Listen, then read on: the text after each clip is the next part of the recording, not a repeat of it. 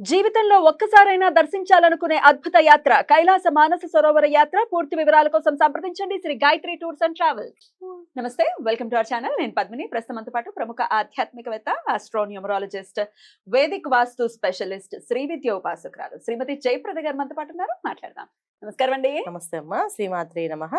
జ్యోతిష్యంలో కూడా ప్రాక్టీస్ లో ఉన్నారు మీరు. జ్యోతిష్యానికి సంబంధించి చాలా బ్యూటిఫుల్ గా అనాలిసిస్ చేస్తుంటారు. అంటే మూస పద్ధతిలో కాకుండా లైవ్ ఎగ్జాంపుల్స్ తీసుకున్నా, అంటే ఇప్పుడున్న పరిస్థితుల్ని బట్టి, ఇప్పుడున్నటువంటి పరిణామాల్ని బట్టి జాతకం అనేది ఎట్లా పనిచేస్తుంది అనేది ఒక మంచి ప్రాక్టీస్ లో ఉన్నారు మీరు. గోచార ఫలితాల గురించి ఒకసారి మనం మాట్లాడుకుంటే, కన్యా రాశిలో కుజుడు అంటే బుధ రాశిలో కుజుడు ఎటువంటి రిజల్ట్స్ ని ఇస్తాడని అనుకోవచ్చు ఈ 40 రోజుల పాటు. ద్వాదశ రాశుల వాళ్ళు ఏ విషయాల్లో ఖచ్చితమైన జాగ్రత్తలు తీసుకోవాలి అంటే ఏం చెప్తారు? తప్పకుండా నాన్న.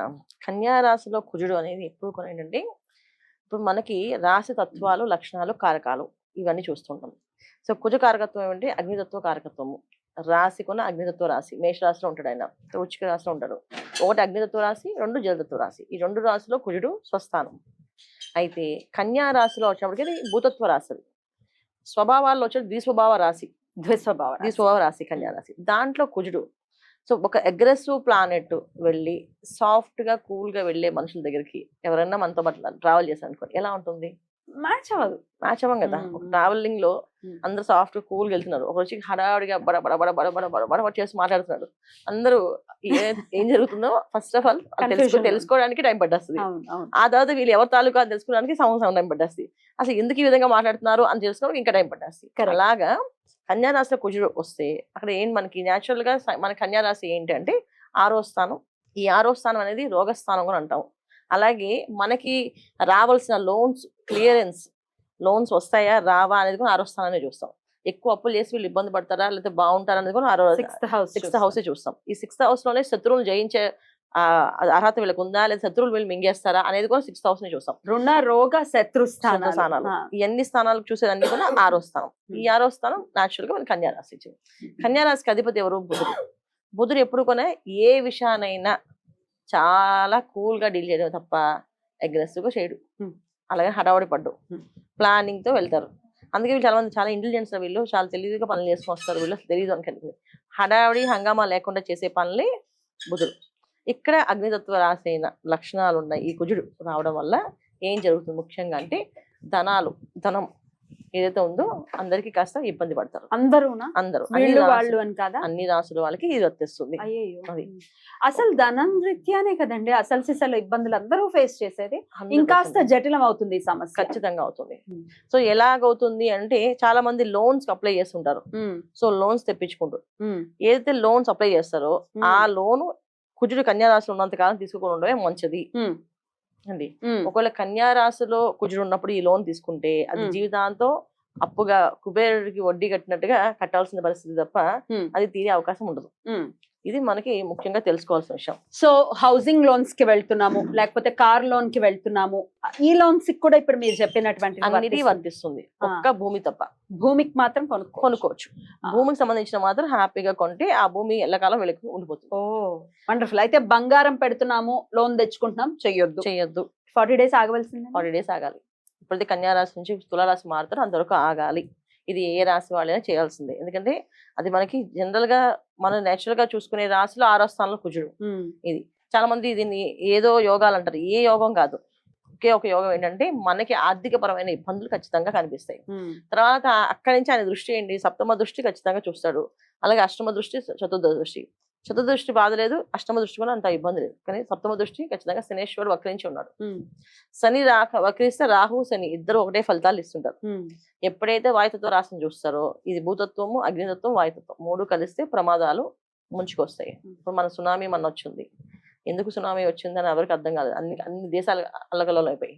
ఎందుకంటే శని వక్రించడం వల్ల 1, 2 ఇక్కడ కుజుడుగా మారడం వల్ల, కన్యాలోకి కుజుడు రావడం వల్ల ఈ సునామీ వచ్చింది.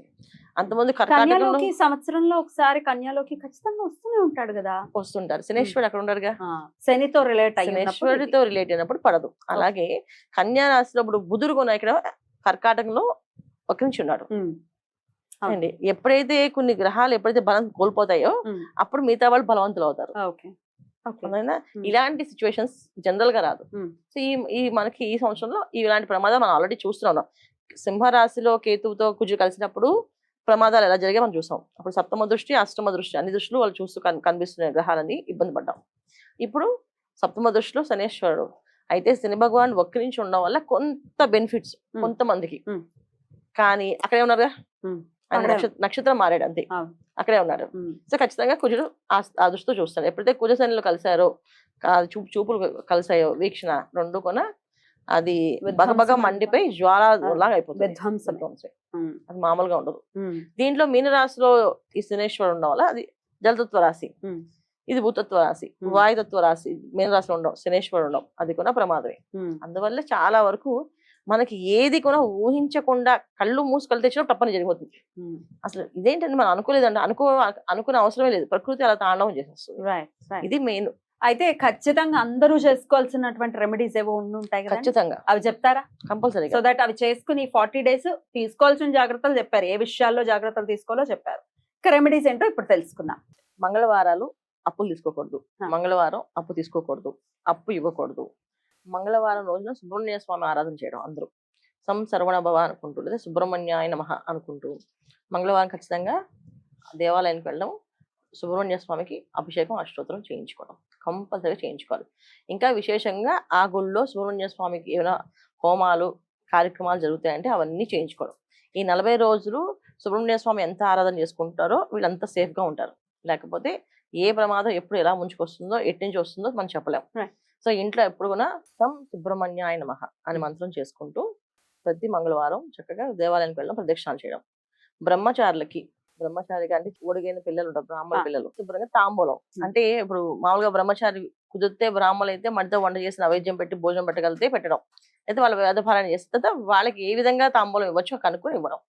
ఇలా ఇచ్చి చేసుకుంటే చాలా మంచి, వీళ్ళకి అన్ని విధాల యోగ్యంగా కనిపిస్తుంది.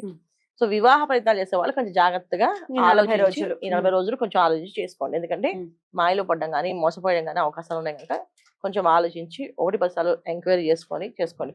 ఇప్పుడు దాకా సంబంధం రాలేదు, వచ్చిన సంబంధాన్ని కూడా ఎంక్వైరీ చేసుకోవాలని అనుకోకండి. ఖచ్చితంగా సంబంధాలు ఎంక్వైరీ చేయకపోతే ఎట్లా చేయాలి? ఆడపిల్లని ఇచ్చినా మనం పంపించినా లేకపోతే తెచ్చుకున్నా ఇవాళ అమ్మాయికైనా అబ్బాయికైనా ఒకటే పరిస్థితి. అందుకని జాగ్రత్తగా 1-10 సార్లు ఆలోచించి వివాహ ప్రయత్నం మాత్రం కొంచెం ఆలోచించి చేయండి. తర్వాత పెళ్లిళ్ళు అయిపోయిన తర్వాత బాధపడటం అనేది దానికి ఏమి అర్థం లేనటువంటి ఒక విషయం.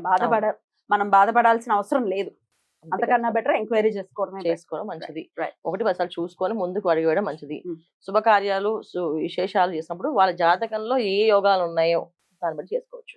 ఈ జాతక యోగాల విషయానికి వస్తేనండి, ఒకవేళ ఏమైనా అవయోగాలు ఉన్నాయనేది ఒకవేళ వాళ్ళకి తెలిస్తే, మగపిల్లలదైనా ఆడపిల్లలదైనా తప్పు జాతకాలు ఇచ్చేయటం అనేది, తప్పు డేట్ ఆఫ్ బర్త్ ఇచ్చేయటం అనేది చేస్తుంటారు.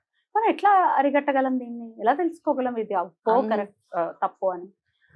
మామూలుగా జ్యోతిష్ దగ్గరికి వెళ్ళినప్పుడు ఆ సమయం బట్టి ఆ జాతకం ఇచ్చిన తప్ప రైట్ తెలిసిపోతుంది. కరెక్ట్ జ్యోతిష్యులు అయితే ఇది తప్ప రైట్, ఈ సమయం సందర్భాన్ని పంపించారంటే వీళ్ళు మనకి మాట మార్చి చెప్తున్నారు అనేది తెలుస్తుంది. ఆ విశ్లేషణ ఉంటుంది. ఇక లేదు అంటే ఇక వాళ్ళ మనస్సాక్షి, మనం ఏం చేయలేం. చాలా మంది ఇప్పుడు నిన్న ఒక సంబంధం అమ్మాయికి డే టైం మార్చి పెళ్లి చేశారు. ఇప్పుడు మనం వివాహం అయిపోయిన తర్వాత అసలు టైం తెలిసి అమ్మాయి దొరికి బీరువాలో పేపర్ ఇది ఉందండి, ఈ టైం ఉంది అని. దానికి దీనికి 2 లగ్నాలు తేడా ఉంది. అయ్యో, అప్పుడు లగ్నాలు తేడా చాలా జీవితాలే మారిపోతాయి కదా అది. సో లగ్నం తేడినప్పుడు అంచనాలు అన్ని మారిపోతాయి అది. సో ఈ లగ్నానికి ఈ గ్రహం మంచి స్థానం, శుభస్థానం అనుకుంటే అది పాపస్థానం అయిపోతుంది. అప్పుడు భారీ స్థానం అప్పుడు చూసేప్పటికి భారీ విషయంలో చాలా ఇబ్బంది పడే అవకాశం ఉంటుంది. ప్రతిదీ అంటే ఇక్కడ తీసుకోవాల్సిన నిర్ణయాలు ఏంటంటే, ప్రజలు ఎలాగ తప్పుదారులు వెళ్తున్నారు కానీ జ్యోతిషులు తప్పు చేయకుండా ఉండాలి. మేము చెప్పము, మార్చం. ఇక్కడ ఏంటంటే వీళ్ళు కూడా సరే ఈ టైం చెప్పకండి, ఈ టైం చెప్పండి, అప్పుడు మీ పెళ్లి అవుతుందని చెప్తున్నారు. అందుకంటే వాళ్ళు చెప్తున్నారు అది కూడా చేయకూడదు, ఇది కూడా చేయకుండా ఉంటే సరిపోతుంది. జాగ్రత్త తీసుకొని ఇంకా కర్మానుసారేణ దానికి ఎవరు అతీతులు కాదు కాబట్టి. ఎనీవేస్, ఈ 40 రోజులు మాత్రం తీసుకోవాల్సినటువంటి జాగ్రత్తలు ఏంటి, ఏ విషయాల మీద జాగ్రత్తలు తీసుకోవాలి, ఎటువంటి రెమెడీస్ చేసుకోవాలి అనేది ఖచ్చితంగా తెలియజేశారు. డెఫినెట్ గా ఇవి పాటిస్తూ ఇప్పటికే ఏం న్యూస్ చూస్తామో పొద్దున్న లేస్తే అన్న భయం అయితే ఖచ్చితంగా ఉంది. అటు క్రాషెస్ అయితే ఏంటి, ఫైర్ యాక్సిడెంట్స్ అయితే ఏంటి, సునామీలు అయితే ఏంటి, ఇట్లా రకరకాలు ఏవి మన చెంతకు రాకుండా మనం అట్లా భయానకమైనటువంటి పరిస్థితుల్లో వెళ్లకుండా ఉండాలి అంటే ఈశ్వరానుగ్రహం అనివార్యం. ఖచ్చితంగా. అది ఎప్పటికీ అనివార్యమే. చాలా అద్భుతంగా మాకు తెలియజేశారండి. కృతజ్ఞతలు. నమస్కారం అండి. నమస్తే అమ్మా. శ్రీమాత్రే నమః.